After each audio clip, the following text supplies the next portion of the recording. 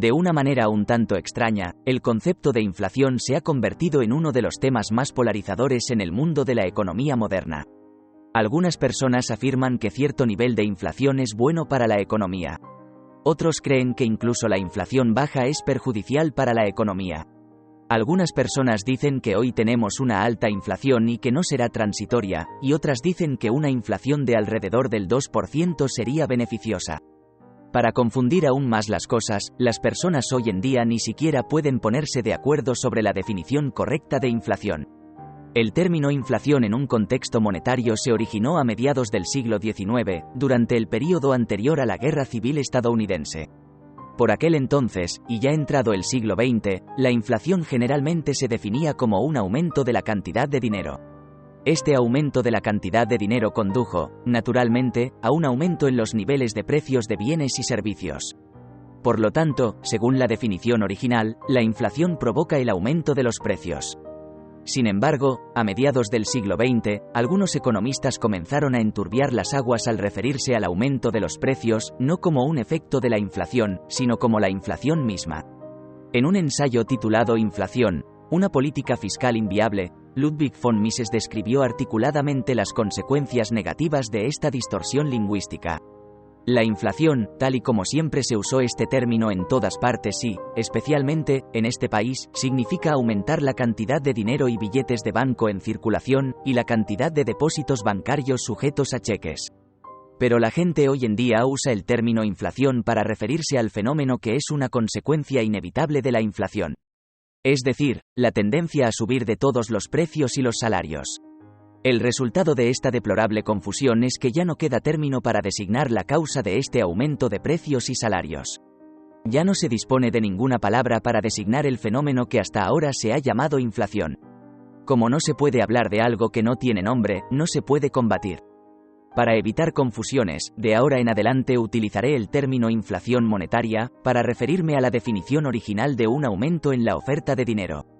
Y utilizaré el término inflación de precios, para referirme a la definición actual de un aumento en los niveles de precios.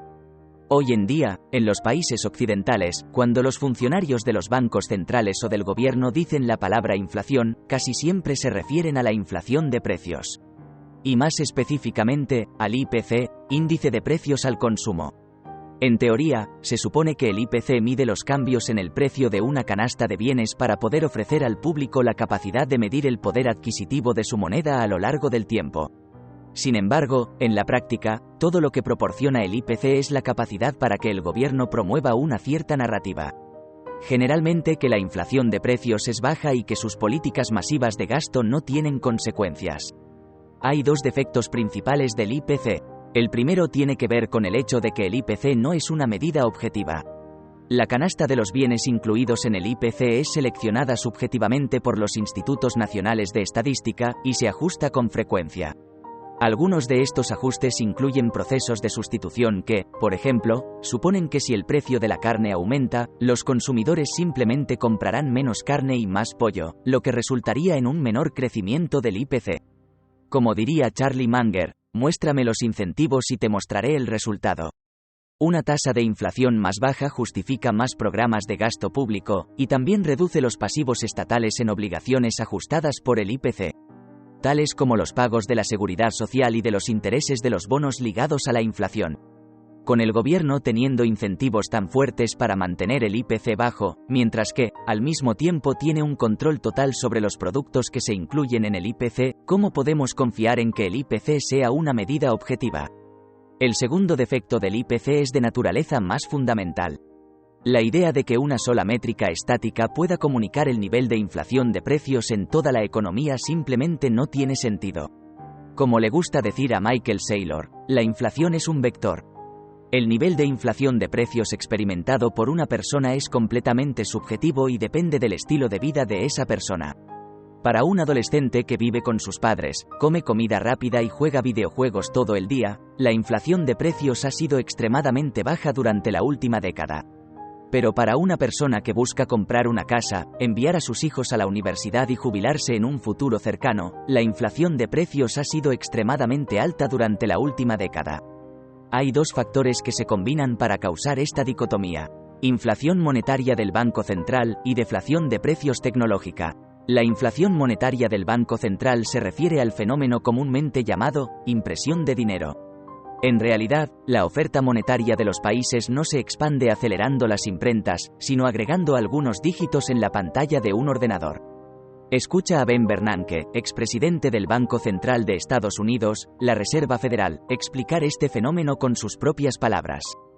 Para prestarle a un banco, simplemente usamos la computadora para marcar el tamaño de la cuenta que tienen con la Reserva Federal. Por lo que es mucho más parecido, aunque no es exactamente lo mismo, pero es mucho más parecido a imprimir dinero que a pedir prestado. La Reserva Federal tiene la capacidad de inyectar billones de dólares en la economía con el simple clic de un botón. Tal y como ha sucedido desde el comienzo de la civilización, cuando circula más dinero en una economía, los precios suben. La deflación de precios tecnológicos se refiere a la idea de que el desarrollo tecnológico mejora la eficiencia y reduce los costes.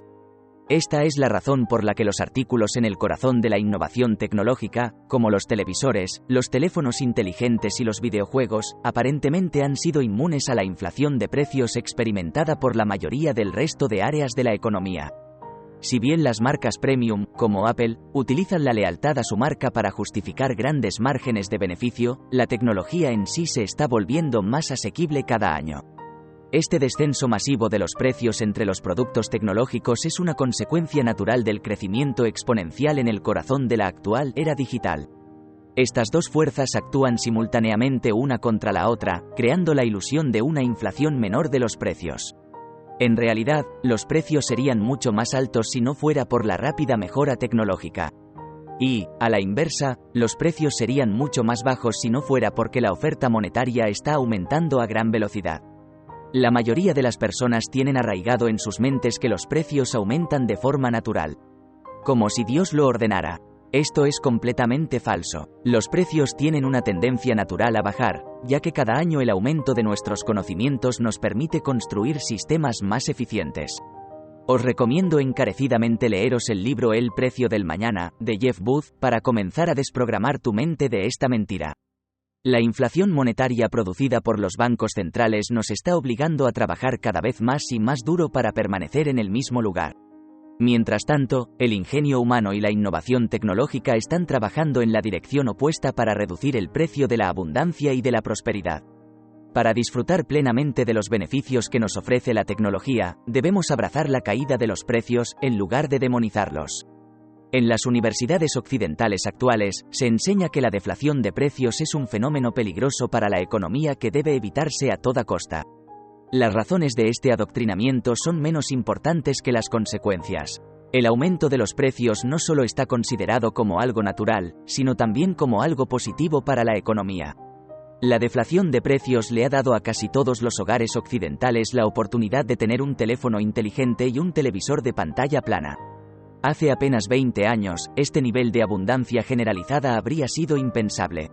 Ahora, imagina si esta abundancia pudiera extenderse a otras áreas del mercado. Lo único que nos detiene es la devaluación de la moneda. La solución es optar por salir de este sistema roto, que no tiene posibilidad de reparación, y escoger un sistema que no pueda ser manipulado por las emociones humanas ni la codicia.